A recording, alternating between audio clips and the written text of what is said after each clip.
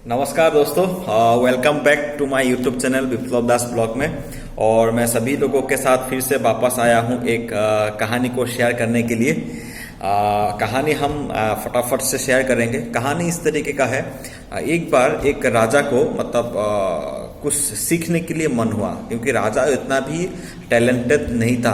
तो उसने क्या किया, उसको शिक्षा लेने का इच्छा हुआ। तो उन्होंने मंत्री का जो परिषद है, तो उन सभी लोगों को बुलाया कि मेरे लिए एक शिक्षक का बंदोबस्त करो, मुझे कुछ खुद को अपडेट करना है, खुद को सीखना है।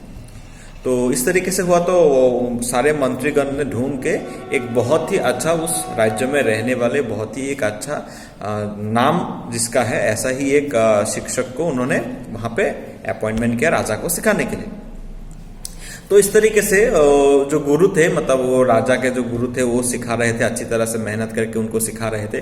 कुछ महीने वहां पे पार हो गया, लेकिन राजा को कुछ हासिल नहीं हुआ, राजा का कुछ डेवलपमेंट नहीं हुआ।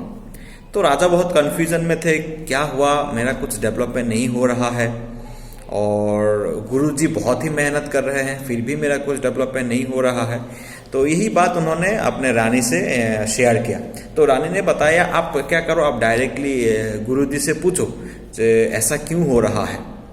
क्योंकि गुरुजी जो है, उनका पूरा नाम है हर एक जगह में, और फिर भी आप नहीं सीख पा रहे हो, इसका कुछ ना कुछ तो कारण डेफिनेटली होगा।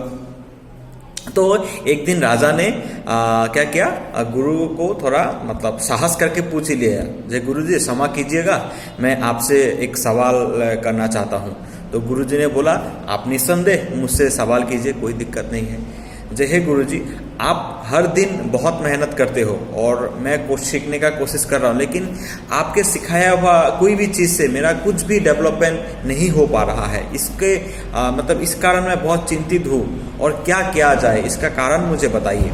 तब गुरुजी ने बहुत ही शांत स्वभाव से और मुस्कुराते हुए बोला, हे महाराज, इसका जो कारण है, इसका कारण एकदम छोटा सा कारण है।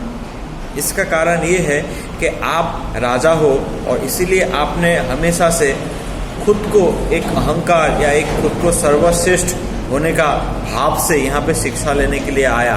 और इसका एक एग्जाम्पल ये है कि आप हमेशा क्या करते हो, उच्च स्थान पर बैठते हो और मुझे हमेशा नीचे स्थान पर बिठाते हो, और आपके मन में हमेशा से ये भाव होता है कि आप सर्वश्रेष्ठ हो। तो यही एक कारण है कि आप क्या कर रहे हो, मैं जो सिखा रहा हूँ उसका कोई भी बेनिफिट आपको नहीं हो पा रहा है।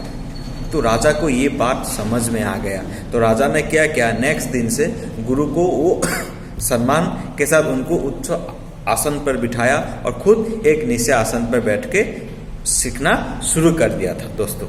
तो यही एक कहानी से हम लोग को दोस्तों यही सीखने को मिलता है, जो गुरु होते हैं ना, वो हमारे से हमारा पद, हमारा पोजीशन, हमारा पैसा, हर एक चीज, चाहे हमारा गुरु से हम लोग ज़्यादा ही क्यों ना हो, लेकिन हमारे लिए उनका जो सोच विचार, अगर हम उनको उस तरीके का सोच विचार जो सम्मान देना है वो अगर हम नहीं दे पाएंगे, तो हम कभी भी एक अच्छा शिष्य नहीं बन पाएंगे, और उनका जो ज्ञान है उस ज्ञान को हम अर्पण नहीं कर पाएंगे। सिर्फ उच्च आसन पर बिठाना ही हम लोग का काम नहीं है, हम उनके लिए कैसा भाव रखते हैं, ये हमारे लिए बहुत ही इम्पोर्टेंट है।